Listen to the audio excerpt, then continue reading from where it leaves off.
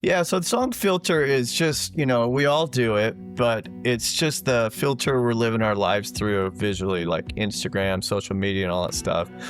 And it's, if you listen to the lyrics, it's basically, you're taking a vacation every weekend, everything's hunky-dory, everything's happy, and you have a beautiful husband and wife and kids and dogs, and your kid's the best player on the sports team, winning trophies and all this stuff. And it's about, what's going on in real life behind the scenes. We're living through this filter, but no one's on there telling you that, they got, IBS or, their wife's pissed at them or, they just lost their job or something like that. So we're living in this, everybody needs to be perfect, look perfect, everyone's happy and all that stuff, but we're living behind a filter.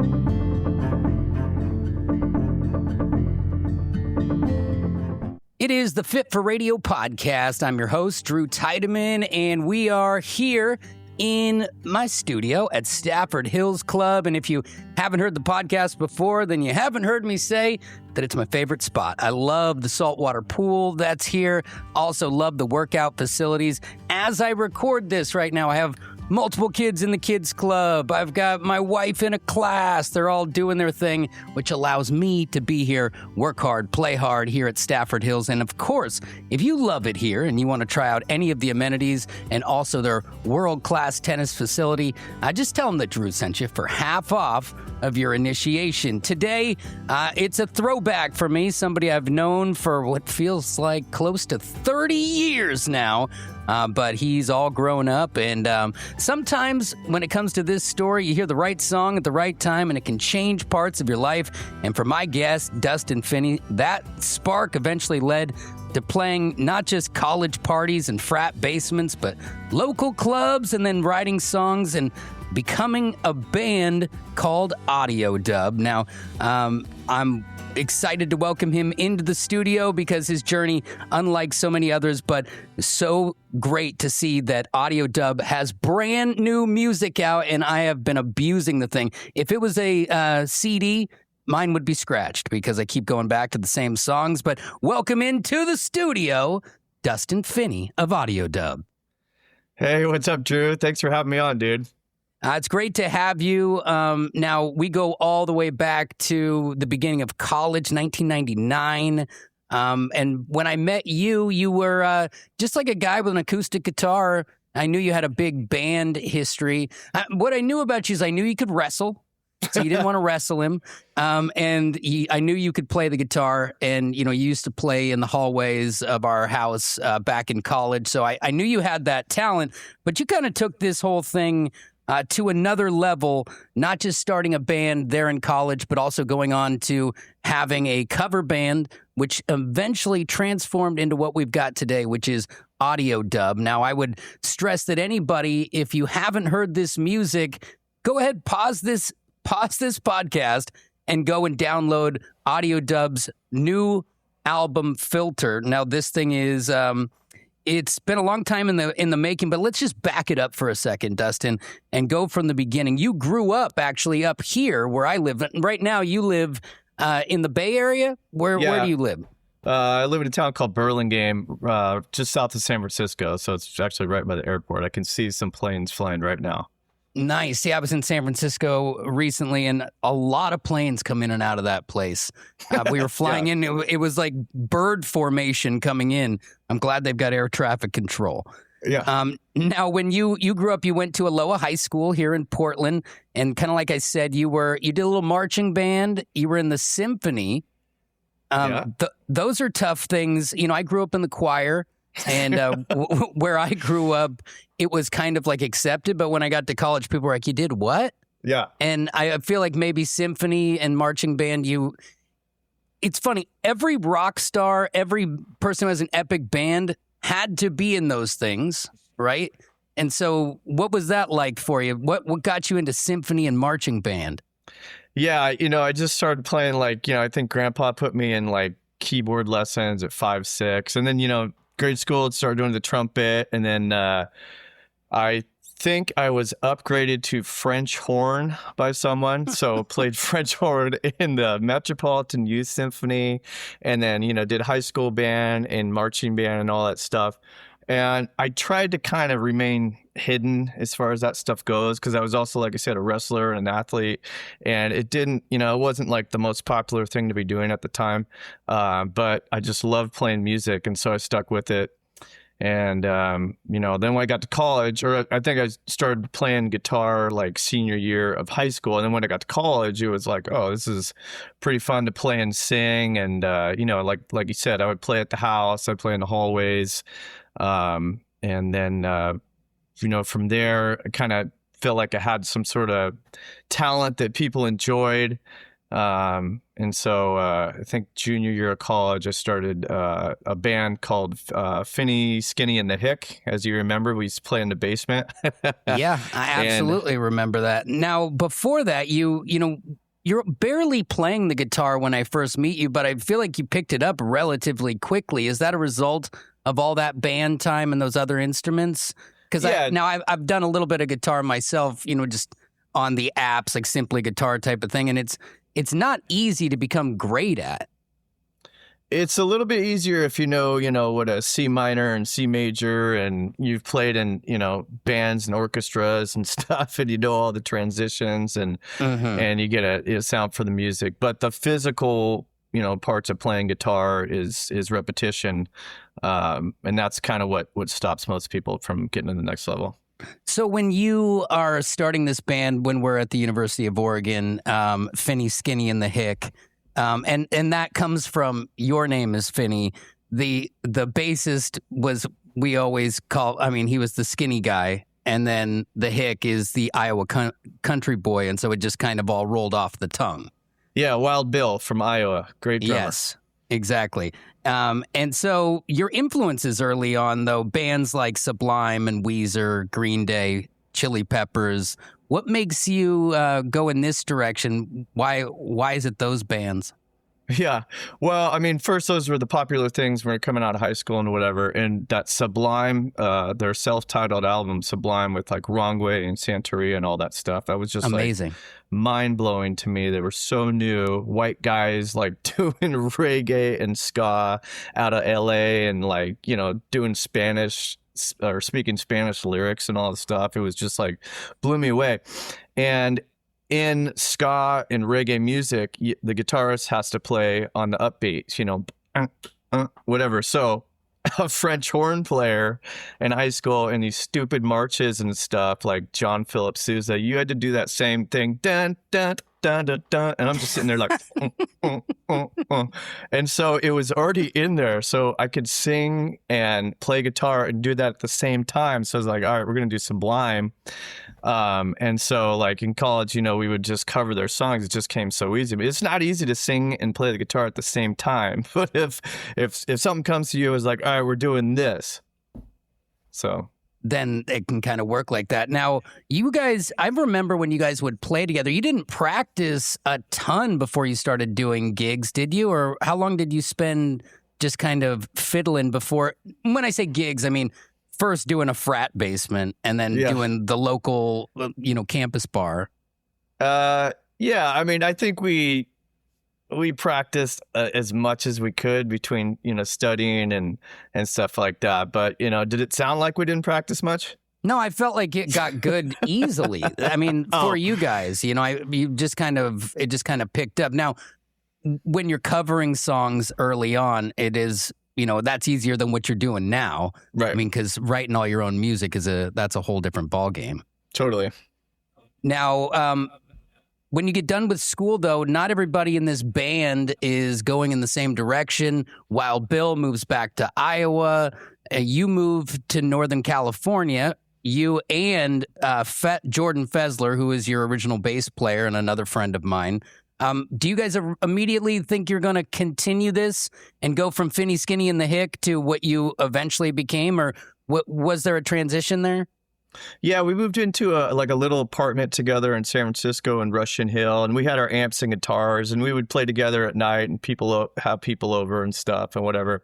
And then I think after doing it for a year, we met a drummer named Joe McCain, and kind of put together. So now we had a trio, which is just like Sublime. So I was like, I play all these Sublime songs, and what do you think we just like put a set together of just Sublime songs and like try to get a gig, So we named the band the Lou Dog Trio. Lou Dog was Bradley Knowles' dog that he had on stage and on tour with him and all that stuff. And started, I think we booked our first gig at this place called the Red Devil Lounge in San Francisco, and had pretty good turnout and crowd. And then we started getting more gigs and more gigs.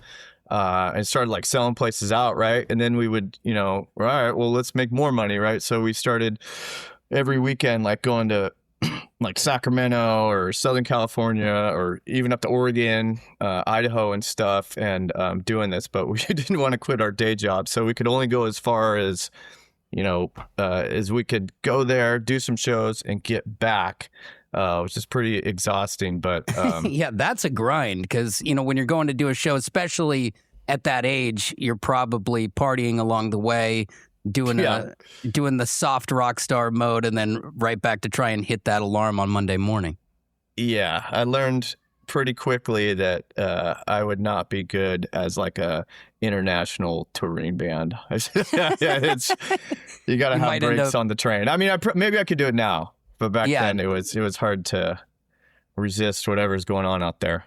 Yeah, there's a lot of influence in the game. Now, Lou Dog Trio, at first, you guys are singing all Sublime songs, but eventually you start to transition into your own writing. When do you start thinking that you're going to want to put your own songs into this? Yeah, I think we're just rehearsing one day, and one of us were like, "Man, this really sucks playing same songs all the time." So we just kind of dicking around and started writing our own songs. And then when we're at some gigs, you got these people, captive audience, they like Sublime, and so we started kind of just mixing some of our own songs into the set, and they sounded like Sublime. So some people didn't notice, some people did, whatever, but we're like, God, you have so much fun playing your own music, right? So, so from there we're like, fuck it, we got like 10 songs, whatever. We'll name this little thing we have, and we called it Audiodub. And then we started booking shows where we would have Lou Dog Trio, the Sublime cover band, be like the headliner, and then Audiodub would open for the Lou Dog Trio, right? So you'd like get to this venue, and you knew people like this kind of music, right? So you play your own music, and then we'd take a set break, and then we'd come out as the same people. And, and people are like, what the fuck, what's going on, where's Lou Dog Trio? It's like, you got us, baby, we're right here. Yeah, it's smart though. Because I've seen some bands here, some tribute bands that have gotten bigger and bigger as other bands stop traveling, and I went to go see this band, and the opening band were the same band with wigs on, like they were wearing these wigs. And, I didn't know because I just showed up to see this Journey tribute band, or what was it? No, it was Fleetwood Mac. And the opener was them. And did I care once they got to the second set? No. I enjoyed the first music. And then I got the music that I thought I paid for and really preferred the other music. So it's the same thing with you guys. So at first you're going Audiodub Lou Dog, and you're kind of able to, it's not dupe the crowd, but just kind of give them something they didn't know they wanted. Right.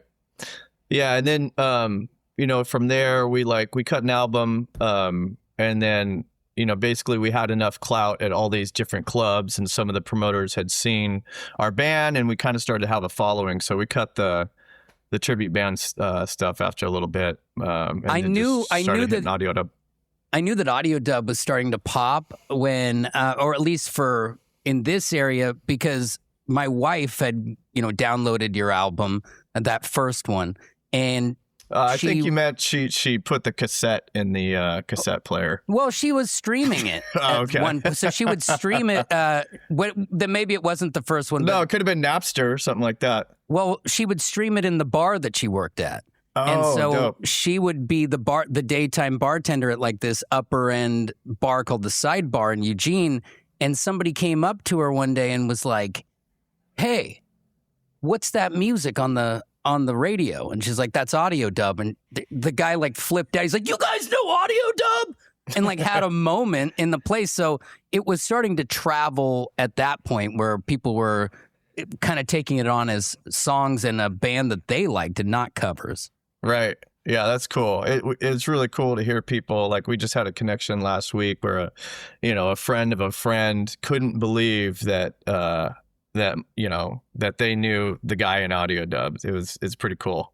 I know all that work and like you feel like you're doing it in silence and like trying to like shout at the mountaintops, and then all of a sudden people know about it. And it was good early, and it has that. I mean, and like I said, people have got to go download your music or just stream it, because it has that same Sublime-y feel, like that summertime drive type of a feeling to it. Because the Sublime CD never left my car when I was in high school. That was like the maiden voyage of like growing up, and there's something about your music that reminds me of that feeling. It's light, and it's got that. Maybe it's your French horn, Dustin. Could be.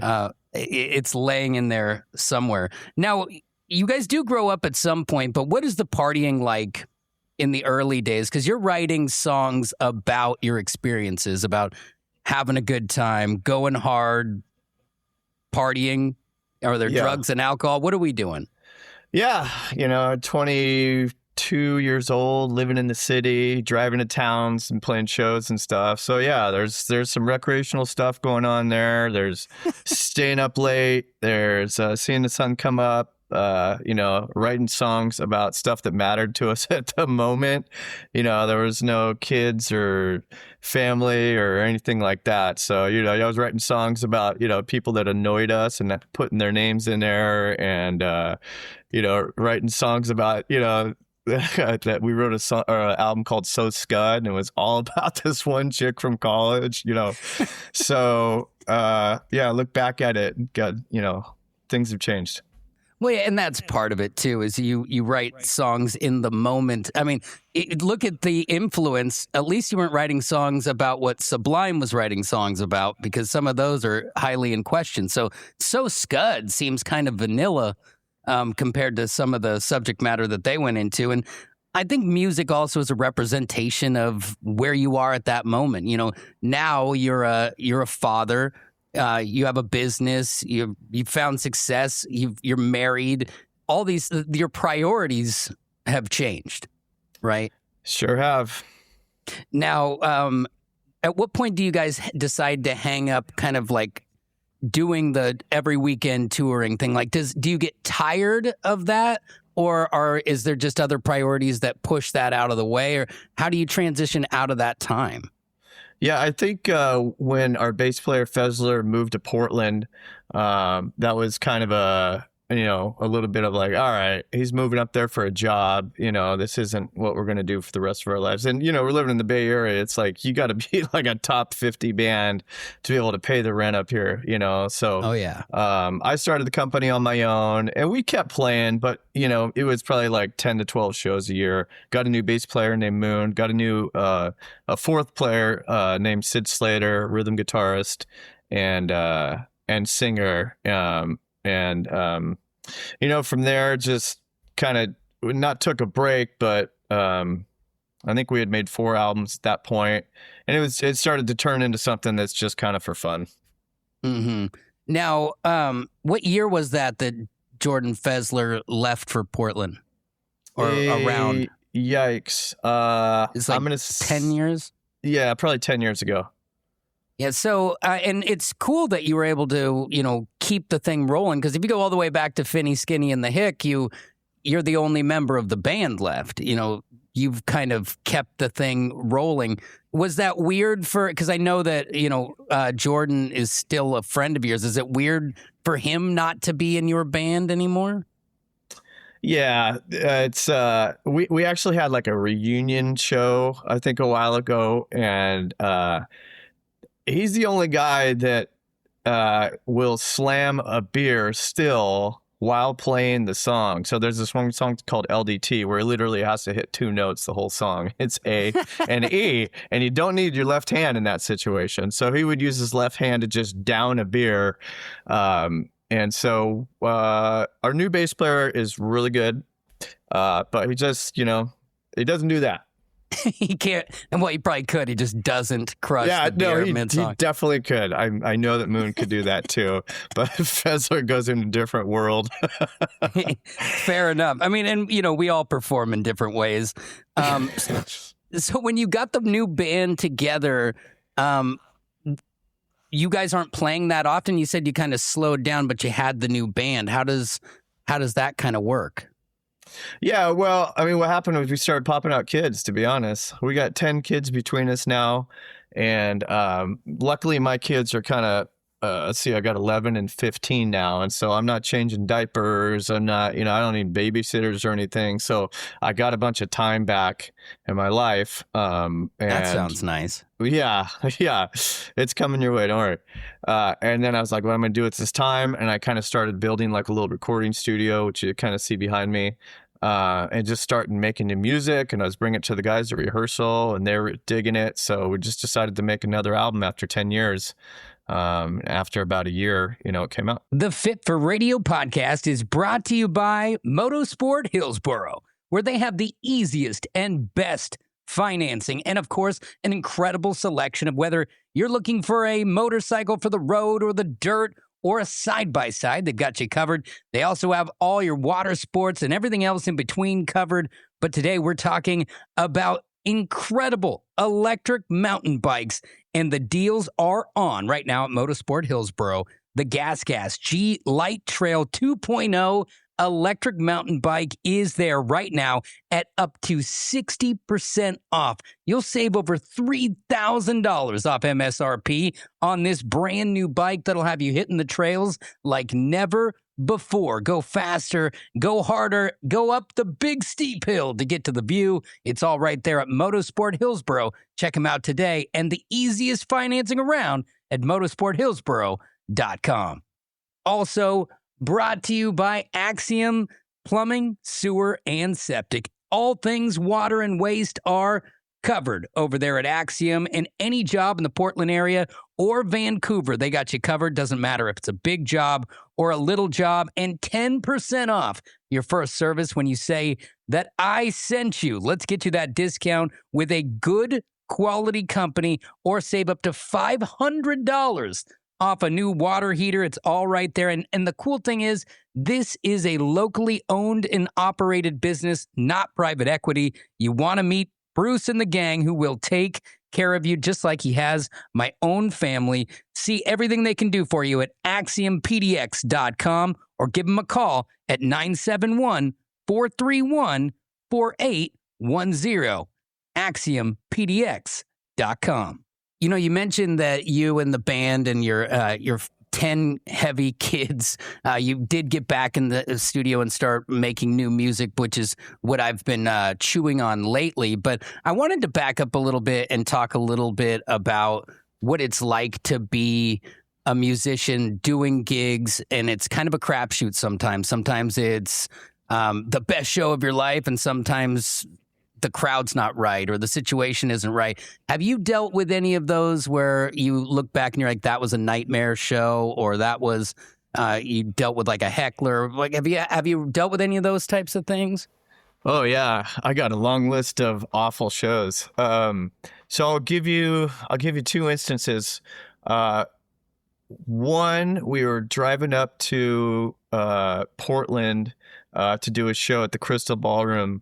And on the way, we always like to book a gig on the way there, on the way back, whatever, to make your drive worth it. So we played in Ashland. I can't remember the name of this. It was like a little tavern, like a brewery. And we get there. When you're doing gigs at our level, so you bring your guitars, you bring your amps, you bring everything, and you're expecting the venue to have a PA, right? A PA is, your microphones, the big speakers. It amplifies your whole sound of the band. So we get to this place in Ashland, and when we walk in, there's like you got to do sound check, right? So you walk in, there's like a cook comes out. I was like, where's the sound guy? He's like, there's no sound guy. I was like, oh, this is going to be great. Do you have a PA or, anything set up? And he's like, yeah, it's all right there.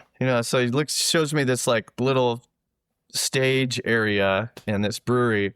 And so, I find some electronics or whatever. There's this like mic stand hanging sideways, and I plug in the PA, and one of the speakers is blown. And so I was like, hey, is there anyone, do you guys have like another speaker or whatever? He's like, I don't know what you're talking about. So he's like, well, you go on in an hour. Right. So there's a crowd starting to form, maybe like, 50, 100 people in this room, and the fucking acoustics are just like, it's like being in a cafeteria, right? Like hard floors, hard surfaces. Every time the drummer hits the snare, you're just like, ooh, God. It so hurts. Bad. Yeah, it's so bad. So we got a blown speaker, a microphone that crackles, all this stuff. So you're just like, shit, here we go. Let's get this over with, right? And like playing the show. And, what started as 100 people gets down to like 2, in like a matter of like 20 minutes. But we're getting paid to play 2 hours, right? I remember sitting on the microphone and singing and just being so pissed to be up there, and this cook comes out from the back. He's just like, so, and then we take a little, set break, or like, all right, we're at a brewery, let's slam some beers to get through this, right? So we go out there and we sit, and no one knows who we are because no one watched the show, right? So he's sitting outside at this, picnic tables, and he just overhear this guy like, God, there was supposed to be this Sublime cover band, and they were fucking awful. Like, oh, how, all this shit. Like, oh, this is great. Go in, play the rest of the set.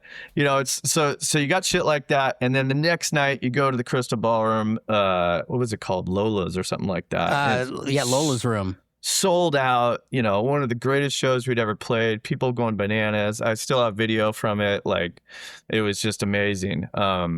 So there's that story. And then the other best story was we're sitting on our couches on, like a Saturday morning, and we get this call from our promoter, and he's like, hey, I got a gig for you. It happens to be tonight. We're like, what? Like, no chance. And he's like, it's $5,000. And we're like, oh, okay. All right. Well, where's it at? He's like, it's at the Sacramento County Fairgrounds, or whatever, state fairgrounds, Sacramento, which is from us like an hour and a half away. So call the guys. Everyone's up to do it. So we drive out there. And he tells us, you're opening for MC Hammer. And we're like, okay, cool. Love MC Hammer, right? What a weird combo. That is an interesting open. Yeah. So someone backed out, right? Yeah. So we get the gig, get up there. We're doing a sound check. And this is like a 5,000 seat outdoor amphitheater. But it's like 105 degrees. I think it's July in Sacramento, right? Like, just no one's in the amphitheater. Like, we're doing sound check. No one is there, right? So we get out there. I got to meet MC Hammer or whatever. And there's, I don't know, 4 or 5 people in this amphitheater. And I think they're there because it was shaded, And then and after the gig, got our $5,000, get out of there. But before, we got to see MC Hammer play to no one too. So that makes you feel a little better. Yeah, dude, it was just too hot. No one wanted to be out there, So, but it's shit like that. It's like in your band, that's kind of what happens. Mm-hmm. And you're kind of a victim of circumstance, and I think that first part of what you said about going to Ashland and performing outside some sort of Shakespeare pub and then going to Crystal Ballroom, it's like, you're the same band that second night that you were the first night. It's just they didn't set you up for success. And so if you were at that place without echo and with good acoustics and not a blown speaker, things like that, it would have been different. And so I think that's kind of the big part, is kind of what you said is, you got to take the good with the bad, and that's part of being a band. It just sucks when you have to be there for 2 hours because you've promised that you're going to do 2 hours when you would probably likely hand the money back. Yeah, not the $5,000, not the $5,000 with Hammer. Yeah, we're taking that. Whatever they paid over in Ashland, which it's kind of a weird city it's not a party city, Ashland. Like, you would probably had a better crowd going in Medford. Like, Ashland is just a very laid back, sleepy type of place. So I'm going to blame them and that blown speaker on that. Yeah, one. let's blame that. We'd always say that we're only one sound guy away from sounding like dog shit. That's right. So how was Hammer? Was he, not his performance, I can imagine how that went, but was he kind? He was kind. Oh, but he looked really old. Titty, and that's what sucks. You know, it really does. You know, I met in Fairgrounds. It reminds me, I met Weird Al backstage when I was introducing him one time, and he looked very old. But what I noticed with these guys who have longevity is they are kind. You know, they're not necessarily a diva. Like Weird Al's a special dude, but I couldn't believe how kind he was. So, and I'm guessing Hammer and Weird Al, they're making $20,000-$30,000 to do a show to no one. So might as well get in and make it happen. Yeah, if you met Hammer at the Grammys, he probably would have been a dick, but at the Fairgrounds, nice guy. You're in this together. You're both performing to 3 people. Yeah. You might as well hang out. So then, you know, you're doing all these gigs. You've got a promoter too. So how does that work? Is that promoter just farming out or like keeping the ear to the wall? And then they just get like a headhunter's fee to find you gigs? Totally. Yeah, they get a cut of whatever. They set you up, you know, with different gigs and they take a cut. And, you know, they kind of can set you up for failure too, but, you know, that's how it goes. So you guys, now that you've got the band in its current form, which is making great music, you guys decided to get back into the studio. And now, how long had it been since you released an album? Yeah, I think it'd been like 11 years since we were in the studio. So a lot of technology changes and stuff like that. Because it has changed dramatically or drastically from then to now. Just you see people making music in their own house and being able to manipulate their voice and this and that and to get decent sound quality. I mean, you just look at this studio I have in here that 10 years ago, all the equipment that in here doesn't exist, basically.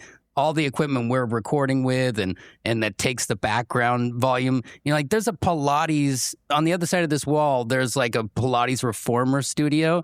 And if somebody drops a weight, like thud, I hear it right now, but you won't hear it when you listen to the podcast because it just sucks all that stuff out.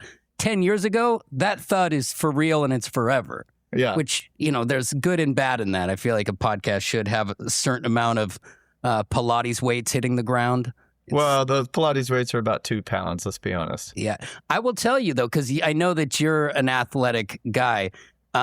One thing I've learned in places like that is I walk in with any sort of I'm a tough guy ego, I get humbled real quick. The little muscles in your legs, like in between your thighs, it'll shake you up. And then like 2 days later, I'll see the teacher of the class. I'm like, okay. Yeah, my wife's a Pilates instructor. So. Yeah, so you know. Yeah, dude, the core and all the strength, you don't have it. There's a lot of action. I mean, I can sit there and work chest all day, and it's not going to do anything compared to that. No. So you guys, enough about Pilates. You guys decide you're going to do another album. Now, you're sitting in your home studio right now, which if you're watching the video on YouTube, it's pretty awesome. It looks like you're in a spaceship of some sort. Yeah. We built this this year. It's in the attic of my house, just kind of whatever. And you're a craftsman. You've always impressed me with the remodel stuff you do, your woodwork, things like that. Did you do this work? Yeah, I did about 90% of it. Yeah. Wow, that's impressive. So you guys, at first were you guys just kind of making demos up there, or how did the process go for you? Yeah, totally. So we, like I said, we had a bunch of new songs and took them to the rehearsal studio, got them sounding good live, and then I brought them back and just with the laptop and the recording stuff I have here, microphones, laptop, some inverters and all that stuff. Just started putting them on the laptop as a demo on a program called Logic. Got them good enough to where we thought they sounded pretty good. And then we went back to our the same studio that we had recorded at the first 4 albums. So took it there, spent about a week in there, and then after a week, kind of were like, I don't think this is sounding better than our demos. So it's not drastically improving the product. Yeah, but at the same time, you're kind of looking around and be like, hey, Don, is this the same D6 X4 19, compressor you've had for 30 years? He's like, yeah, well, yeah, it's got dust on it and all this shit. Yeah, he's like, they don't make them like this anymore. Yeah. You got the microphone's got like, someone's like, gum Face on it and cheese on stuff. He was just getting older. The stuff just like wasn't getting newer. And it's just like what you can do on a laptop now with know-how, and you could push a button. You can push the sound good button on the guitar. It's crazy that it's just changed so much. So yeah, we ended up doing it all here. That's incredible, because you look at those sound studios and just the price in order to rent them, and I don't know what deal you had there, but you look at all these artists who are signed. They get their studio time, and then they have to like on the back end pay for that time. It's almost like those days are becoming archaic, and when it still comes at a clip to do those things, you're almost in a better place to spend that money on the equipment and to do it yourself if you have the wherewithal. Totally. Yeah. I mean, if you know how to, about music, lyrics, chords, songwriting and all that stuff, like you can learn the computer and how to record it all yourself. And you're right. You just need like some nice microphones, some other stuff, some nice instruments and stuff. And then you can do it all at home. And you have the ability to play multiple instruments in this band too, right? What can you play? Yeah, well, if you can play guitar, you can play bass. So I can play guitar, bass, and sing. I played, trumpet on it, harmonica on the previous albums. Just a bunch of stuff like that. So when the bass player wasn't available, or you couldn't get here, I'll just play the bass line and stuff like that. So. Which that helps for sure. So when you told the guy who produced your other albums that you were out, was that something he's used to hearing, or was he upset about that, or was? He wasn't. I paid him. Oh, okay. He wasn't. He was probably a little bummed. We had a good relationship and stuff, and I think technology just kind of passed him by. Mm-hmm. And it's scary how it's going right now, where you can, like, my daughter comes up to me, she's like, I made a song, and you're like, on the iPad, and it's like, oh, that's pretty dope. Like with AI, she's like, drums, guitar, I can change it to hip hop, I can change it to this. Oh, I'm gonna add a badass singer, So it's coming our way. It's kind of scary that you don't really have to know much about music to make a hit. Yeah, how does that make you feel when you've been doing this so long? You have the talent to perform live, and it's different. It's one thing if you create a song with AI. I mean, it's awesome that your daughter makes music, but you're a musician, and now you've got your daughter competing in the same space because it's so easy and accessible.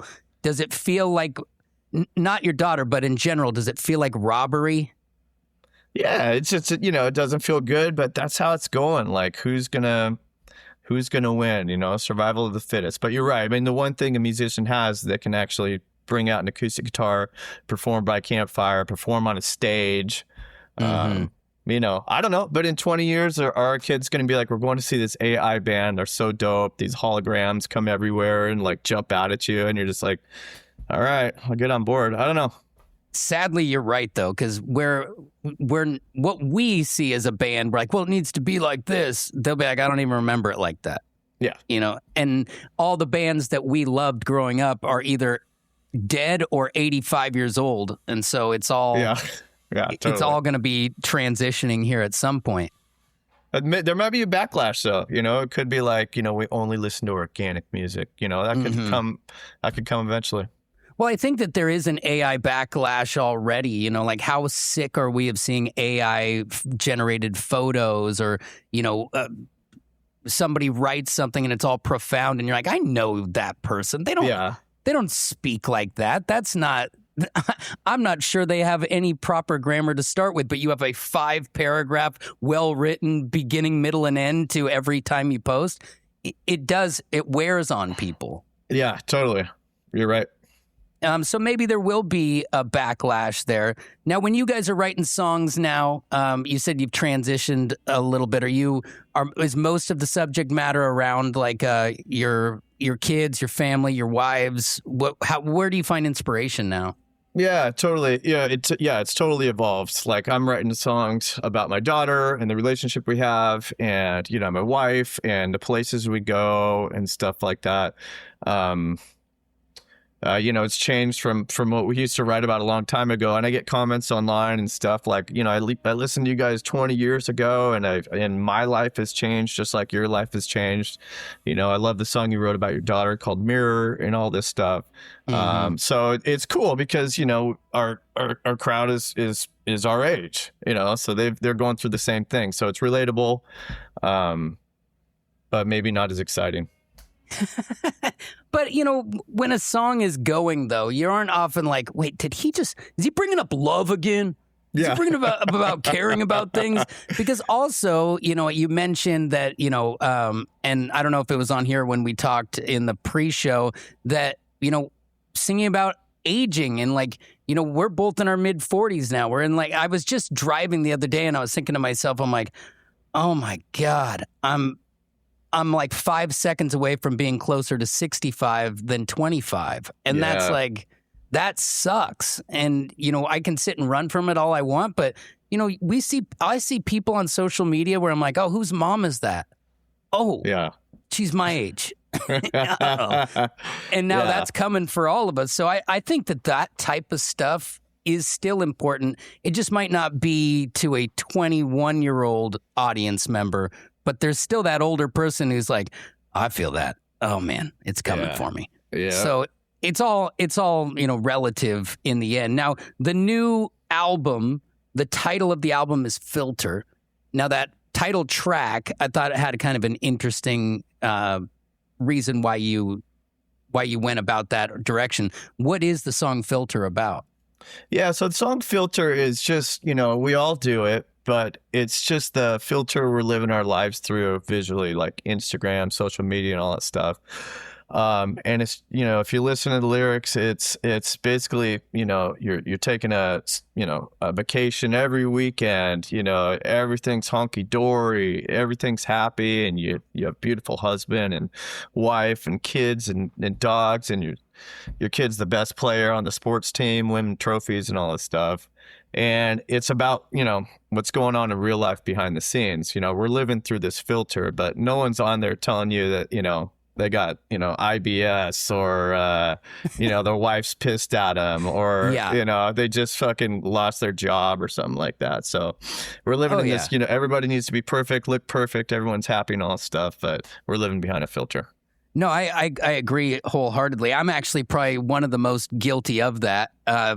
Because of what I do for a living here and having to always be on social media, you look at my feed and you'd think that there's rarely ever any problems. Yeah, it's bullshit. Which it is. I mean, you think about also... Especially yours.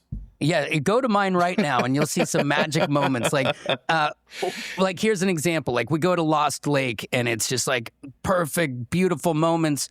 It poured rain the whole time. My kid got car sick.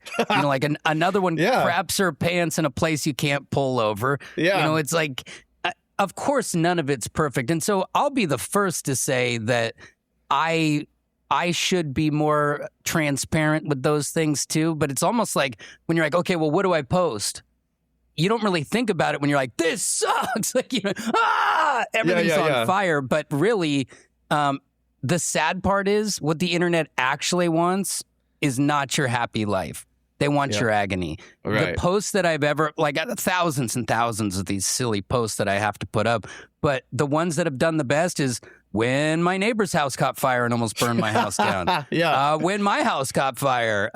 All these things. When my furnace blew up, it's like, oh, yeah, now we're talking. Yeah, so, there we go. If you really want to see your kids shit their pants in the car. Yeah, exactly. Oh, one more thing I'll tell you. On YouTube, I put all these episodes and stuff on YouTube. My highest grossing video of all time, Dustin, is me. It's a a video on my face changing my oldest kid's diaper when she was 2.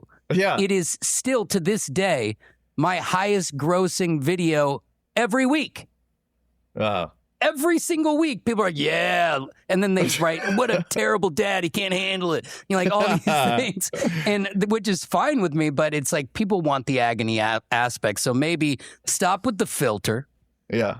And just make it real. Or, I will say that I get highly exhausted by the social media thing. So the song resonates with me, even though I'm a victim of the same circumstance.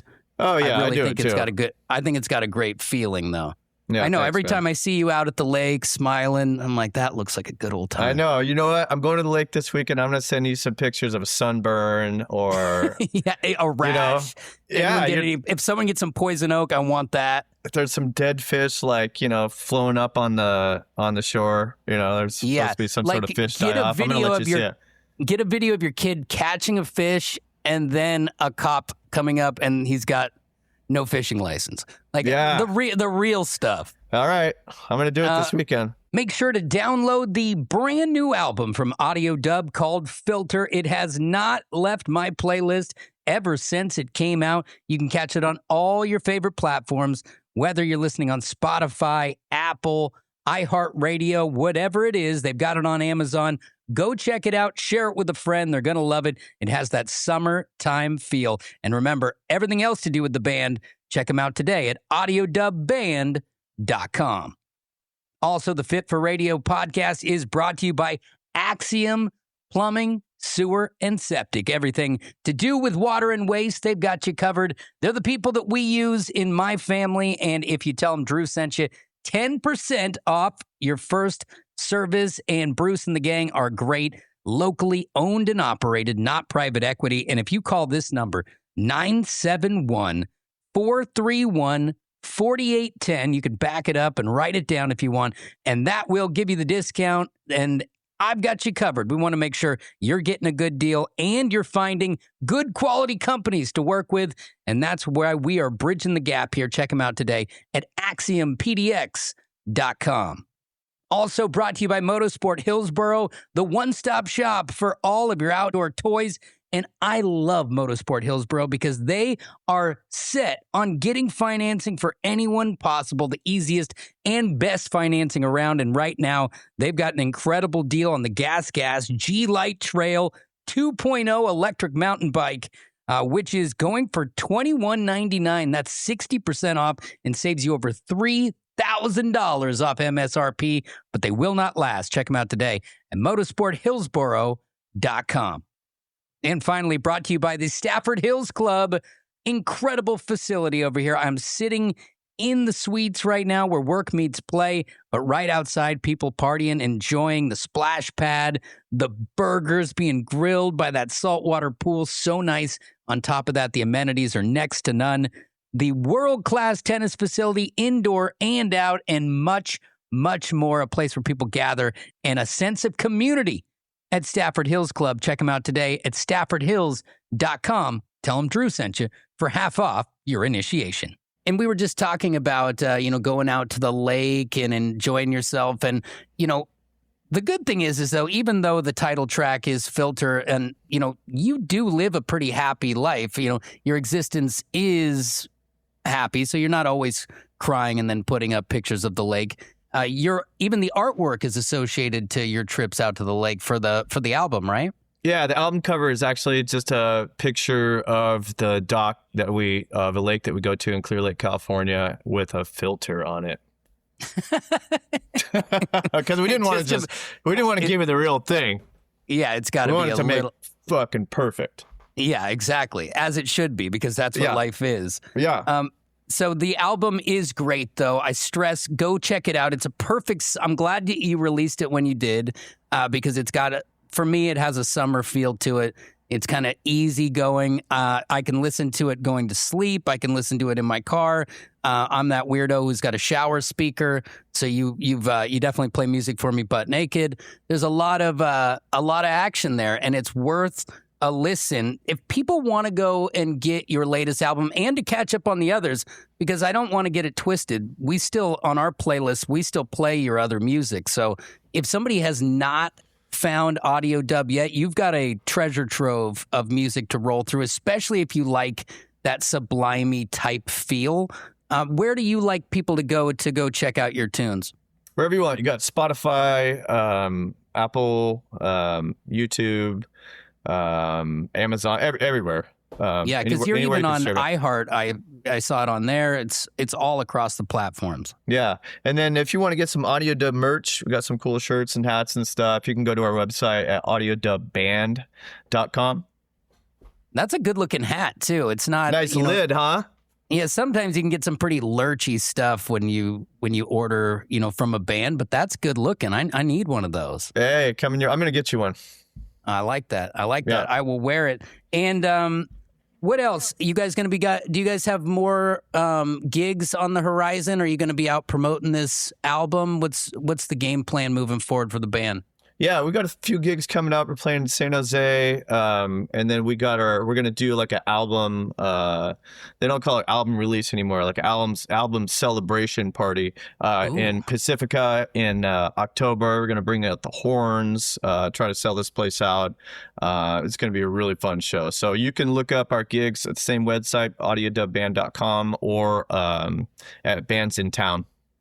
Awesome. Well, I can't wait to, and I would love for you guys to get up this way again sometime. I know you've got a bunch of people who follow you from back in the day, and would be to relive Lola's room at Crystal Ballroom would be pretty sweet.